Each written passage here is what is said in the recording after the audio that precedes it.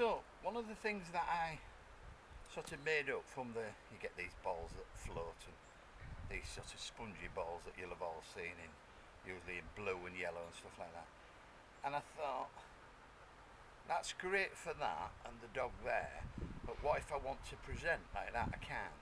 So I got myself a bit of rope and pushed it through and made a little, just an extra so you can present that, hold it tight, and you've got something to present. And why we want to present it, because we're going backwards and we're not pushing it at the dog to push it into defence.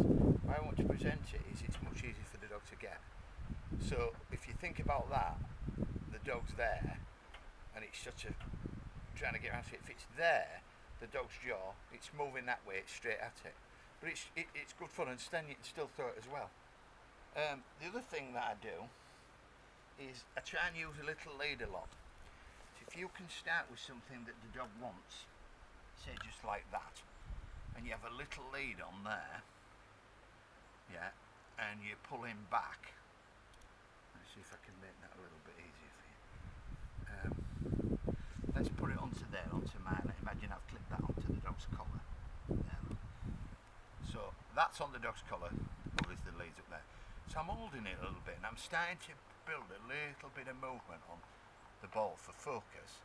Then I get a little bit of focus and I pull back a bit and I move that way and that way. And sometimes I'll go around in a circle, and I can do that. You see people when they use a little pulling the dog onto the toy and like that. Well, that's just not good. It's just not chasing. The dogs like to chase. They don't like to be chased unless they're being chased with another dog that they've pushed the onset for the game starting. So, or they've wanted that dog. They've gone round that dog and pushed it and nudged it and stuff like that. Or they've got a stick and they want it to chase. But with those, yeah, when you think about it, when we chase dogs, look at size of me, yeah. Even if you're only 5 foot tall, you're a lot taller than a dog. So if you start chasing it round with a toy, it's gonna panic, yeah. So you get that little bit of tension on there, and you can hold that back, and you can release. And then when you feel the dog really going, you can release a bit so it gets it. So little leads. Obviously, you can do the same with a longer lead, but you need to hold it there. What people tend to do is they hold it right at the end, and their arms right out. And they're like that, and it looks odd. It looks odd to the dog, and the dog doesn't want to engage.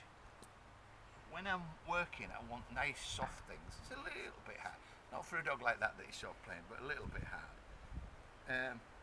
Things like this are great, or just a bit of rope with a strip of towel on or something like that. Very nice, things that the dog can get hold of easy. If you've got a dog that's a little bit of a, for want of a better word, a shy player, that doesn't want to engage, that just isn't, if you've got something that may be like a setter or something like that, that's not really, don't want to play wrestling games and stuff like that, you might find going at him a little bit too much.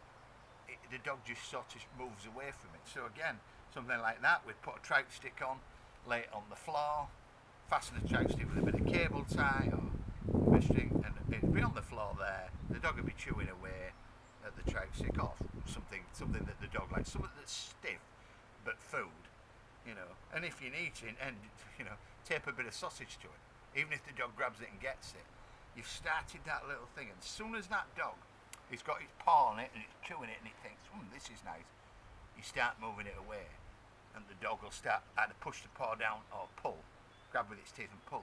And you've got that start of a game until it's. I have a little saying to the folks that come to us: unless a dog experiences it, how can you teach it? Because it doesn't know. We can explain to each other what we want, yeah. And the better we explain, the more chance the person that you're trying to put the message across to can take it in. But with a dog, you can't say, well, if you really grab that tight and pull, and we have a game, and when I let go of it and you've pulled it out my hand, you'll think it's great. Waste of time, you can't do that with a dog. So what we've got to do, we've got to start thinking about, from the dog's point of view, a little experience. Because it will have done it in a litter, it'll have done it, there'll have been some toys there, and it'll have pulled a bit, and its litter mate will have pulled back, and it'll be working through. Or it might have been in a litter where, when it's done some of that, it's been the one that's other dogs have pulled it off. So it says, well, it already thinks, well, I can't do that, I can't win that, so that's it. That's me gone, isn't it? Because the other dogs in the litter pull it away from me. So what we can do is we can change that a little bit.